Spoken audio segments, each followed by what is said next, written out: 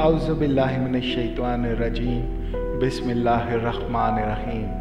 अस्सलामु अलैकुम प्यारे दोस्तों, आज जो हम रसूलुल्लाह सल्लल्लाहु अलैहि वसल्लम का फरमान पढ़ेंगे मौत के बारे में, तो यकीन जानिए जब मैंने इसको नहीं पढ़ा था तो मैं भी यही सोचता था कि जो सबसे अच्छी मौत होती है वही होती है जो एक झटके में आ जाती है। यानी कई बार हम सुनते हैं कि वो अचानक से ही फौत हो गया और उसको कोई तकलीफ़ या वो हॉस्पिटल में एडमिट नहीं हुआ, तो मैं भी यही तमन्ना करता था कि ऐसी ही मौत सबसे बेहतर है। लेकिन जब मैंने इसको पढ़ा तो फिर मुझे समझ आई कि मौत के और भी तरीके हैं और उसके क्या फ़वाइद हैं।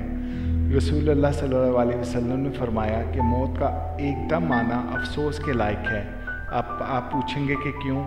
कि मरने वाला ना कुछ कह सके और ना कर सके।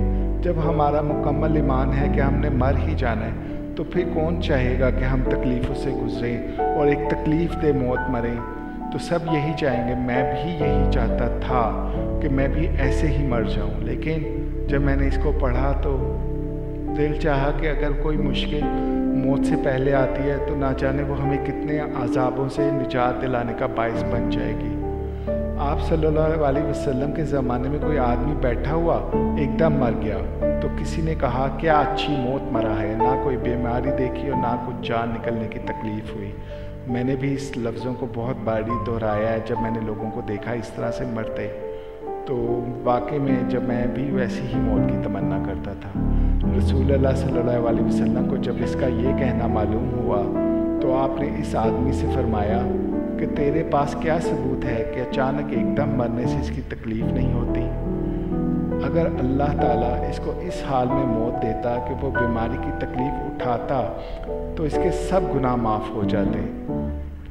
माशाअल्लाह, देखिए अगर अल्लाह ताला हमें कोई तकलीफ़ में डालते हैं तो यकीनन वही जानते हैं कि हमारे लिए क्या बेहतर है।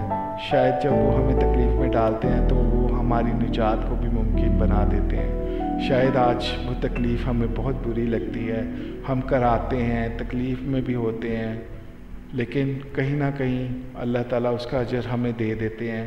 और शायद इस ज़िंदगी में तो वो हम उस अजर को महसूस ना कर पाएँ, लेकिन जैसे ही हम अगली ज़िंदगी में जाएंगे जो ना कभी ख़त्म होने वाली है, तो इंशाअल्लाह ताला हमें इस सब चीज़ों का, सब तकलीफ़ों का बेपनाह सवाब मिलेगा। तो और शायद हमारी तमन्ना तब यही हो कि शायद काश मेरी सारी ज़िंदगी दुख और तकलीफ़ों में ही गुजर जाती। ये ज़िंदगी तो बहुत बहुत छोटी है और आने वाली ज़िंदगी तो बहुत बहुत लंबी है, हमेशा कायम रहने वाली। तो अल्लाह ताला हमें उस ज़िंदगी में कामयाब करे। इस ज़िंदगी के इम्तहान तो हम देते देते गुजर ही जाएंगे।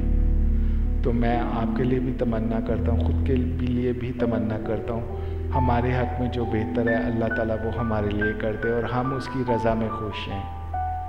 आमीन या रब्बुल आलमीन।